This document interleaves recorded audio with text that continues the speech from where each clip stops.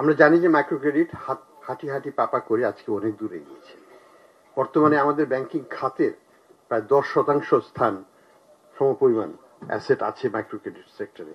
এবং সবচেয়ে বড় কথা যেটা, ব্যাংকিং খাতে যে জায়গাগুলোতে দুর্বলতা, মাইক্রো ক্রেডিট খাতে কিন্তু সেই জায়গাগুলোতে শক্তিশালী একটা অবস্থান আছে। কিরকম? আমরা যদি দেখি যেখানে সদস্যদের সঞ্চয় সেটা কিন্তু বেড়ে এখন 68,000 কোটি টাকার উপরে, একটা বিশাল একটা পর্যায়ে।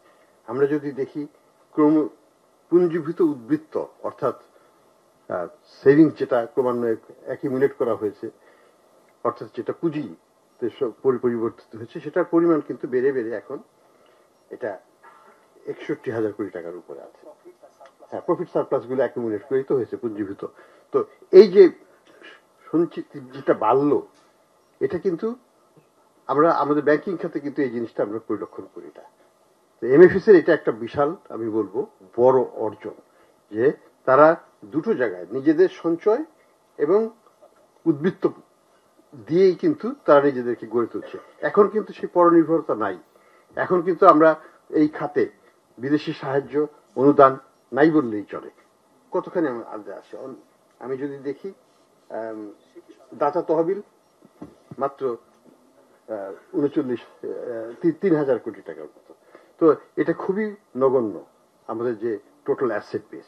কারণ এই খাতটা অনেক দূরে গিয়েছে, সামনে আরো যাবে, তাতে কোনো সন্দেহ নেই, এবং নিজের পায়ে দাঁড়িয়ে সামনের দিকে যাচ্ছে, সবচেয়ে বড় কথা সেখানে। তবে চ্যালেঞ্জ আছে, চ্যালেঞ্জ নাই সেটা তো হতে পারে না। বাংলাদেশের গ্রামীণ অর্থনীতি বাড়ছে, সেখানে কিন্তু আগের মতো এখন শুধু মাইক্রো ক্রেডিট অপারেট করবে, পদচারণা করবে, সেটা আমরা ভাববো না। এখানে এখন আমরা দেখতে পাচ্ছি এজেন্ট ব্যাংকিং ব্যাপকভাবে ছড়িয়ে পড়ছে। মাইক্রো ক্রেডিটের শাখা আছে 26,000 কোটি মতো, এজেন্ট ব্যাংকিং এর শাখা অলরেডি 20,000 ছাড়িয়েছে, এবং খুব দ্রুত এটা 26,000 ছাড়িয়ে যাবে আমার ধারণা। তো এখানে একটা কম্পিটিশন শুরু হচ্ছে, হেলদি। আমরা চাই কম্পিটিশন হোক, আমরা চাই ভোক্তা এখানে উপকৃত হবে, স্বল্প সুদের ঋণ পাবে, কিন্তু এটা একটা চ্যালেঞ্জও ক্রিয়েট করছে। এরপরে আসছে আবার mobile financial system, nano loan. এখানেও কিন্তু আমরা একটা প্রতিযোগিতা দেখতে পাচ্ছি, যারা ক্ষুদ্র ঋণের সাথে প্রতিযোগিতা করবে এবং একটা সুদৃঢ় অবস্থানে থাকতে পারবে।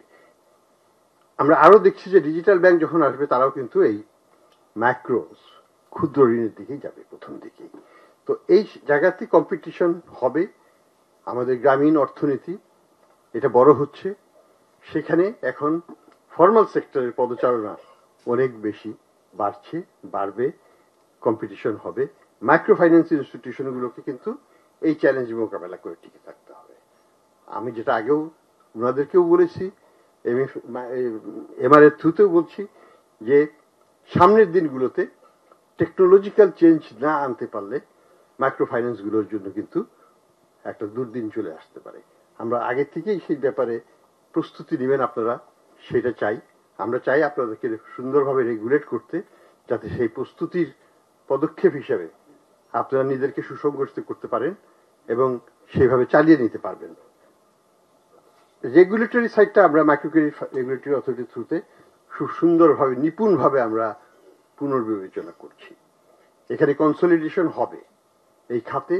1100 ইনস্টিটিউশন হয়তো থাকবে না, কনসলিডেশন হবে ব্যাপকভাবে। সেটার জন্য প্রস্তুতি আমরা নিচ্ছি, এবং যারা স্টেক হোল্ডার তাদেরকেও নিতে হবে। কম্পিটিটিভ এনভায়রনমেন্টে টিকে থাকা একটা চ্যালেঞ্জ, কিন্তু এই চ্যালেঞ্জটা it is in the interest of the common, সাধারণ লোকের জন্য এটা প্রয়োজন আছে বলে আমরা মনে করি। আমরা যেটা করতে যাচ্ছি, মাইক্রো ক্রেডিট রেগুলেটরি সাইটটাকে আমরা পুরোটাই বিবেচনা করছি। নতুন আইনের খসড়া করা হয়েছে, সেটাকে সরকারের কাছে স্থাপন করা হবে, এবং সেখানে অনেকগুলোই রেগুলেটরি ফাংশনস আমরা নিয়ে আসছি, যেগুলো যে কোনো আর্থিক প্রতিষ্ঠানের সঠিক পরিচালনার জন্য একেবারেই প্রয়োজনীয়, সেগুলোকে আমরা নিয়ে আসছি। এগুলো ছিল মিসিং এলিমেন্টস। আমরা micro finance CIB, credit information bureau তৈরি করছি। বাংলাদেশ ব্যাংক এখানে সহায়তা দিচ্ছে।